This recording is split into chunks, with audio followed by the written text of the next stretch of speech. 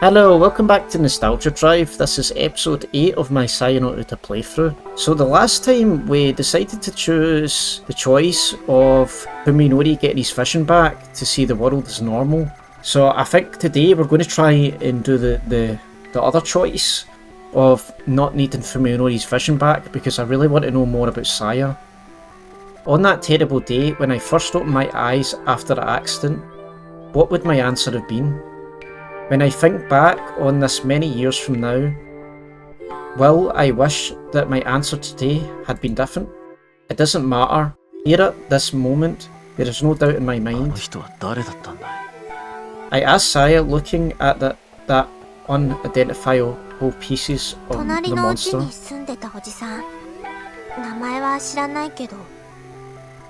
So what I think in the other choice is I don't even think Fuminori cares as much now. I really don't. I think he's getting to the point where he doesn't care. He was hardly a stranger. We've been neighbours for as long as I can remember. I'd go as far to say we were on good terms before the accident. And now I've killed him with my own hands. I feel a little. Mr. Suzumi, kindly painter who lived next door, is but a distant memory. The pieces of meat around me belonged to a creature whose mere existence was nauseating. Only by killing this vermin could I find relief. He complained about my yard being filthy, the swine. It doesn't matter what Saya did, he wasn't worth keeping alive anyway. My god, he went really cold for Minori. Because the other route, it just didn't seem like he cared at all about his neighbour. These are my honest feelings. My hands are wet with another man's blood, and yet I'm utterly calm. Now that I know what I've lost in the accident, Saya says that I can take it back, but I know that I cannot. It's gone forever, like the life of the man called Suzumi. Yeah,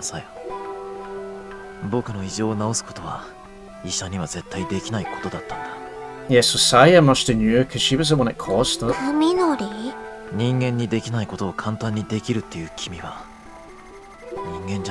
Yeah, she's not human, is she? Saya looks away, her expression unreadable. Everything is monstrous and loathsome in my eyes, everything but Saya. I thought that she was somehow unique. I was wrong. I saw her just as I do everything else, as something other than what she really was. But why should that surprise me? Saya is a part of my world, just as I am a part of hers. It doesn't change what we were to each other. I stand and walk over to Suzumi's dismembered corpse. 事故から生き返ったせいで世界が当たり前に見えなくなる男の話があった。今の僕みたいにね。I finally realized that even though the stench of these monsters' flesh turns my stomach, their blood and guts smell pretty good. Oh no. In fact, I know this fragrance quite その男 well. の目には人間が石くれに、機械のロボットが美女に見えるんだ。Robots is beautiful だから woman. 男は人とは似ても似つかないロボットに恋をしてしまうんだ。I retrieve the cleaver, pick up the pieces of Suzumi's body. No. Oh god. He's eating another human. And start removing the skin and tendons. Just as I thought, the stuff underneath is exactly the same as what Saya and I had been eating. まあ、これうまそうだし食べちゃおうか。ふみのり。あ、ごめん。今はそんな気分になれないよね。でも死んじゃえば肉は肉だし。捨てるのももったいないと思わないか。また冷蔵庫にしまっておこうよ。I didn't think we'd have accepted this so easily, man. Maybe it is maybe more messed up than I thought for Minori. あなたはいいの？ That's what I was thinking. Like, it doesn't seem to bother me at all.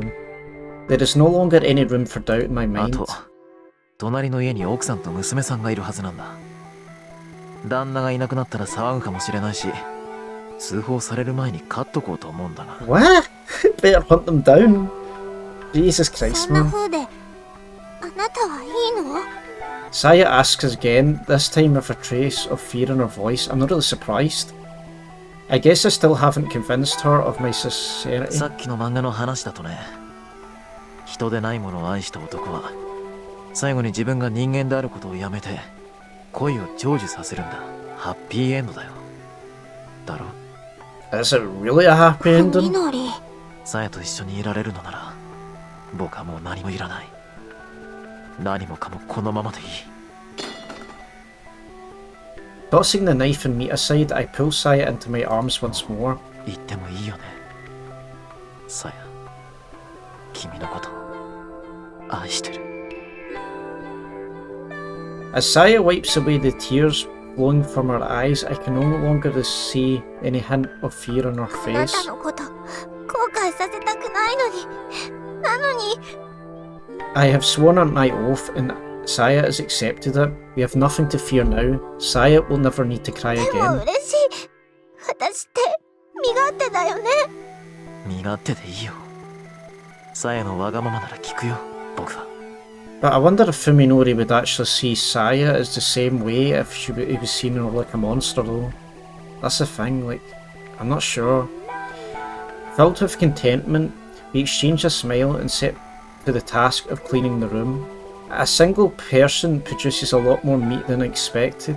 Speaking of which, I seem to remember doing something あ similar との before. 2人だけど、多分おじさんが殺してる。悲鳴とか聞こえたし。そうか。そりゃ好都合だ。 After we finish here, we should go gather the meat from Suzumi's house. That should be enough to hold us for a while, and we can use the refrigerator to store what won't fit in ours. It's just getting progressively worse. This route's getting even worse. It's all coming together. Saya and I will just be fine. There's no way I'll not be caught by the police in this route. There's no way. この写真知ってる？ After we finish our labours and get into bed, I show Saya what I found in この Ogai's 1 house. 枚見覚えがあるよ。確かにさやの知ってる場所。 The photograph that Saya has selected is the one with Tochigi Prefecture address on the back. 家だよね。それと木と山。そう。文則すごいね。写真も見られるように。まあね。 At the outset of my ordeal, I had to depend entirely on my sense of distance to decipher what I saw. The houses in front of me, the mountains far behind them, the clouds high above, only distance and scale told me what they were. Photographs and other flat images used to be nearly impossible to make out. Recently, however, I've got better understanding what things are by their shape. I know what the mountain and sky look like, for instance, and how to tell them apart from buildings. Each of the 3 pictures shows a similar scene, a lone house in the middle of a thick forest. パパはね、別荘だって言ってた。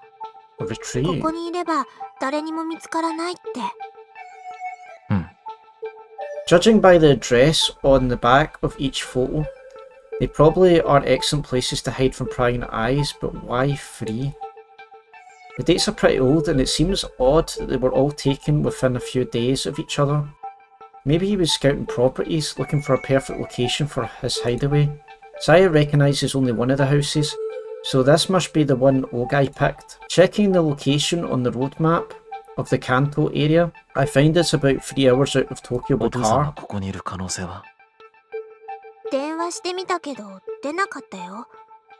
多分いないと思う。でも最近に立ち寄ったことはあるかもしれないよね。 The way I see it, our only hope of finding Ogai is to follow whatever lead we have, no matter how small. Probability that his hideout will yield useful information may be low, but it's not zero. 明日にでも行ってみようかな、ここ。I wasn't expecting her to でも object. ここ遠いんでしょ？行って調べて帰ってきても、まあ半日もあれば十分さ。 So I wonder why Saya can't go out. Is it because she must look like a monster to everyone そ else? の間、さやはお留守番なの？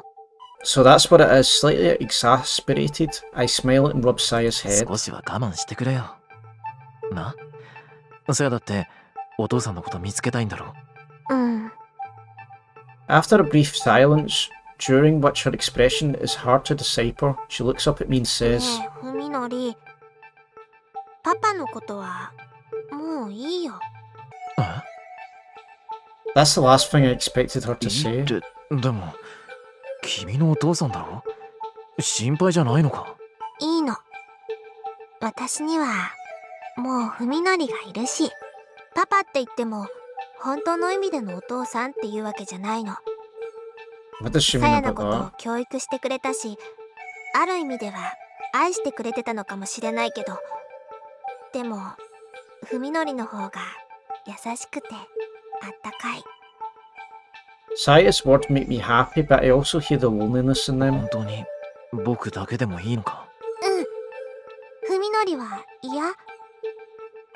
いや、でも、そうだな。やっぱり、大貝教授には会ってみたい。Yeah, I kinda want to see Ogai as well. I haven't figured out how to explain my feelings as I continue. さやのことをもっとよく知りたいから、僕以外にさやのことを知ってる人がいるなら、ぜひ会ってみたい。そうなんだ。 Saya doesn't seem upset, but she does tilt her head quizzically, as though my thoughts are strange to her. やっぱり明日、この場所に行ってみよう。 Another plan has started to form in my head, one separate from the search for Dr. Ogai. If I find the doctor there, great. If I don't, well, I think I could find another use for the mountain さ retreat. や、寂しいかもしれないけど、ちょっと我慢して待っててくれ。She nods and looks questioningly into my やっぱ eyes. り文則にはさ、家族とか友達とかもっともっと大勢いた方がいいのかな。そりゃ、その方が楽しいだろうね。Fearing that Saya would start sulking, I hurriedly add, でも勘違いしないでくれよ。たとえそういう人たちに囲まれて暮らしてたとしても、さやだけは僕にとって特別な一人なんだからね。ありがと Giggling, Saya rubs her cheek against う。 mine. さやも文則が喜びそうなこと、文則のためだけに頑張るからね。 Yeah, so it seems like this route is like continuing a lot further than the other one then. So I'm assuming this is more of a true route to the game. Today, all of Koji's classes were in the morning. On his way to meet Yo for lunch after his final lecture, Koji suddenly gets a call in the middle of the hallway. Without thinking, he reaches to his belt for his camera phone, but curses when he realises that the ringtone is coming from the old phone in his bag. He hasn't transferred his contacts list yet, and calls still come to his old phone from people he do not know the new number. When he finally fishes the phone from his bag, the name he sees on the display sends a chill up his spine. Fuminori? That's kind of strange. Does Fuminori maybe want him to drive him up there? Probably. Why now? What does he want? It's hard to be happy about a call from Fuminori after the incident at the Ogai house. はい。いや、コージ。今日はもう講義はないよな。ああ。Of course Fuminori would know that Koji is free on Thursday afternoon. 相談がある。駐車場に来てくれないか？今すぐにか。あ、待ってる。Fuminori hangs up without another word. What's going on into him?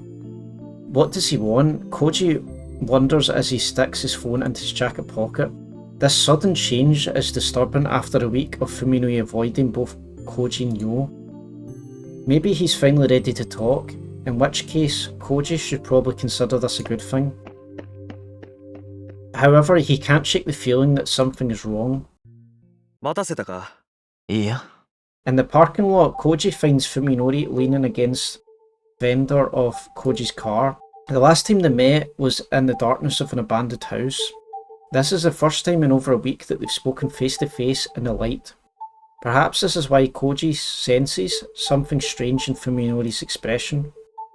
He's not sure what exactly, but something has changed. 前 Oh にも god, it 話し just たと looks 思う so が、 dark, man. 僕は今、大貝っていう人についていろいろと調べなきゃならない。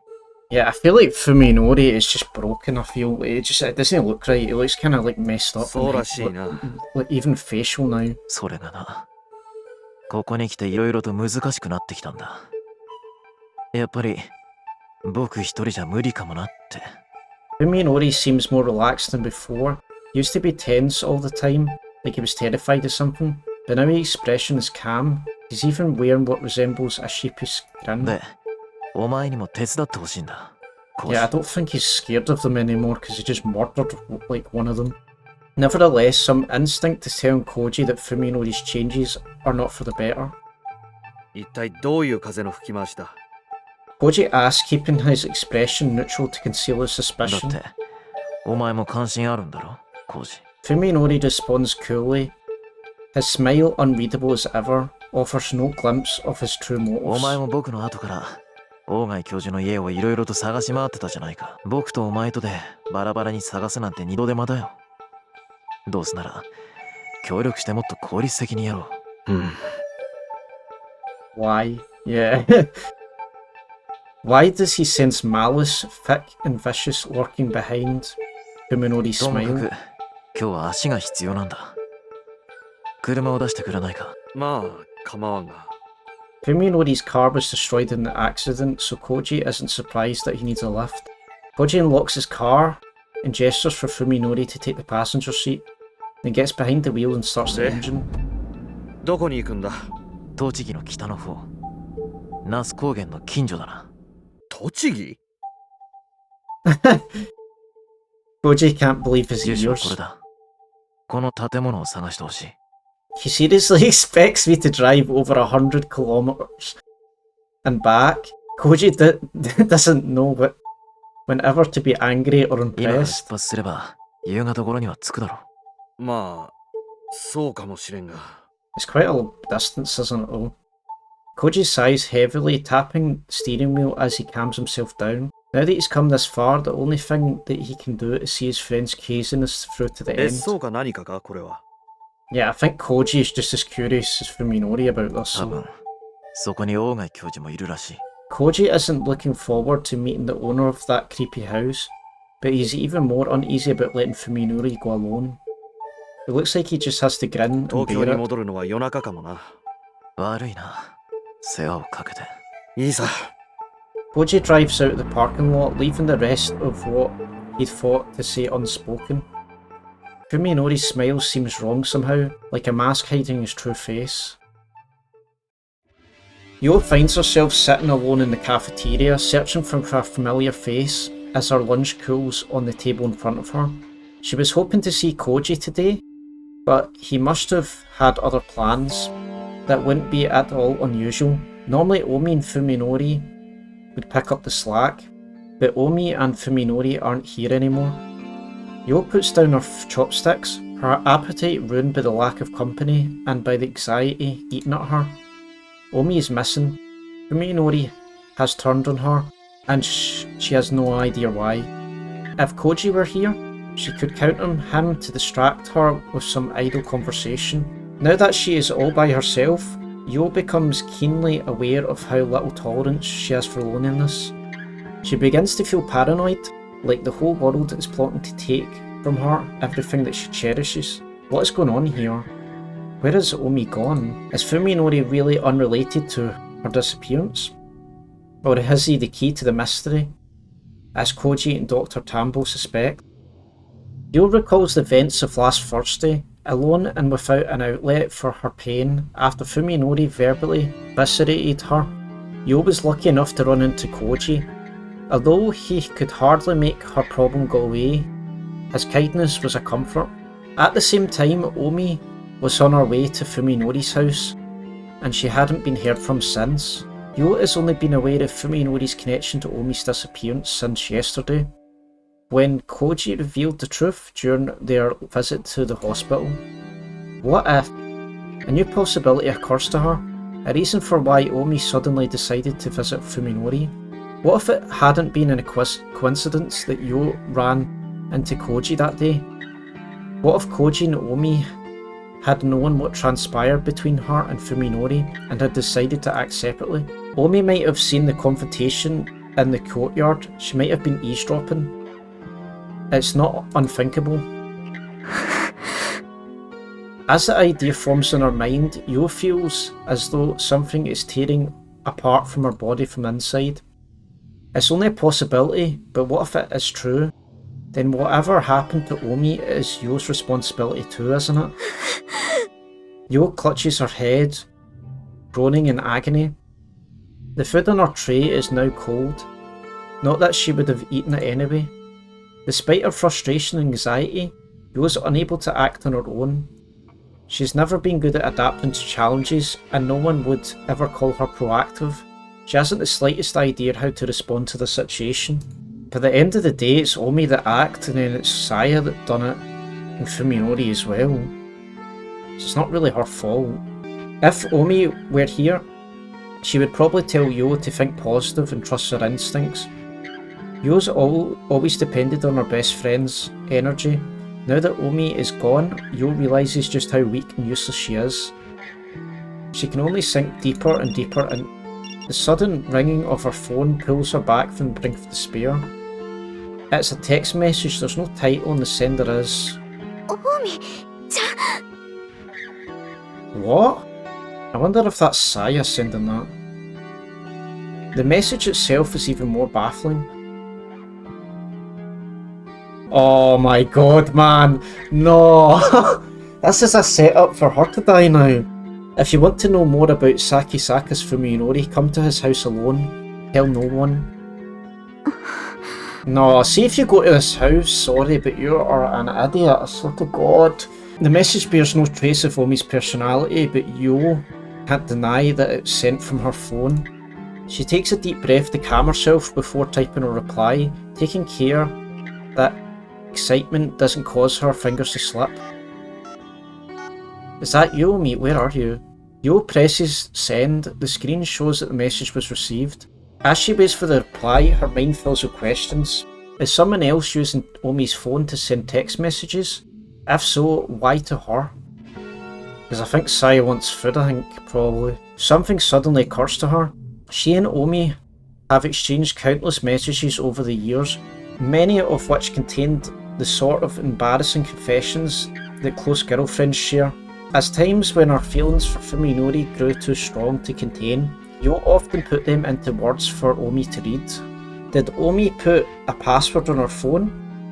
Even if she had, the person who sent the message was obviously able to unlock it, which means that whoever has full access to her history. Do you want to know more about Sakisaka Fuminori? Yo reads the strange message one more time. Whoever sent it must believe that Yo has an interest in Fuminori. Phone rings again, startling Yo, but she quickly recovers and looks at the screen. There's no title and the sender is still Takahata Omi. I'll tell you everything when we meet. Come along, tell no one. There's no way she doesn't think this is suspicious. It's not Omi. She would never try to scare Yo with such a mean-spirited prank. Anxiety has brought Yo almost to tears. Her mind isn't made to deal with this. Who's using Omi's phone and promising to reveal Fuminori's secrets? Who? Yo desperately wants advice from Koji, from anyone. She even starts to dial Koji's cell, but a sudden suspicion stops her. The sender might be somewhere nearby, watching her at the very moment. Cold chill runs down her spine as she looks furtively around the cafeteria. Come along, tell no one. The lifeless characters on the screen are like a knife against her throat. However, Yo clutches her phone and forces her heart to stop pounding. Isn't this cowardness exactly what she hates the most about herself? See if she actually goes alone. This is... oh, why? Doesn't she want to know what she's capable of? Doesn't she want to do more than sit and wait? Yo realises that her hand is shaking. How easy would it be to just give in to her cowardness? To convince herself that Omi and Fuminori are beyond her reach?